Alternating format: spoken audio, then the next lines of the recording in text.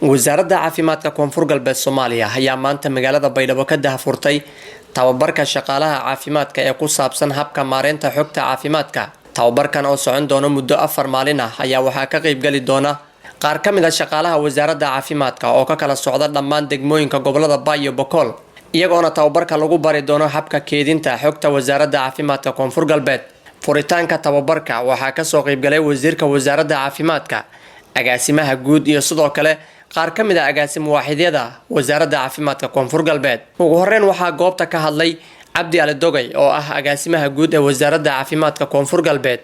isagoona shaqaalaha caafimaadka ee ka qayb galaya tababarkan kula dardaarmay inay ka faa'iideystaan. markii shirarka weyn email qaar la seedo wali argaas meel raay isteedada qaar oo kumida koonfur galbeed in daatadii eedan hooseyta marka waxyaalahaas marka wali iswarsanayeen war meeshaana kor in daatadii mar walba hooseyto meel raay jaalanjida aqabadan ma daba teegay ma inta marka wali iswarsaday in email raay dhamaan xarumo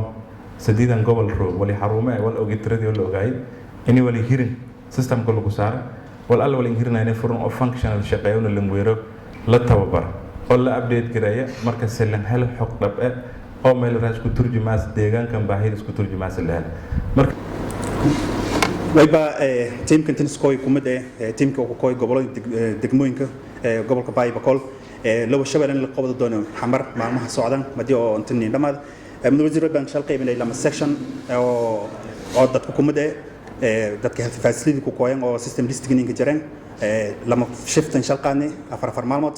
marka way barajeen intays nabadday lining kana ma doona ogsuna tirad badan oo ka filan ma maadaama xarmoogi the quantity yar la ku xuli maadaama badan way baan dadkan way barsadis bayina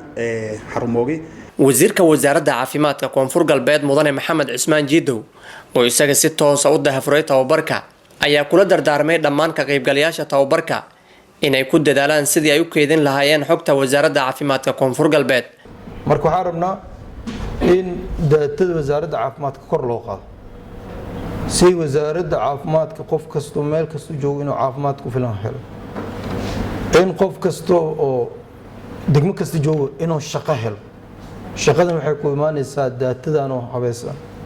haddii daatadan la habeenin si fiican loogu shaqeynin waxa waaye degmo hebel 10 qofood aad joogayso degmo hebel 100,000 aad joogayso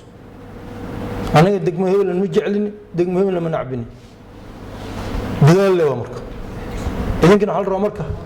in asaas u dadaashaan registerkan hadda la keenay la buuxinayo wali waxa ku jiro qayb emergency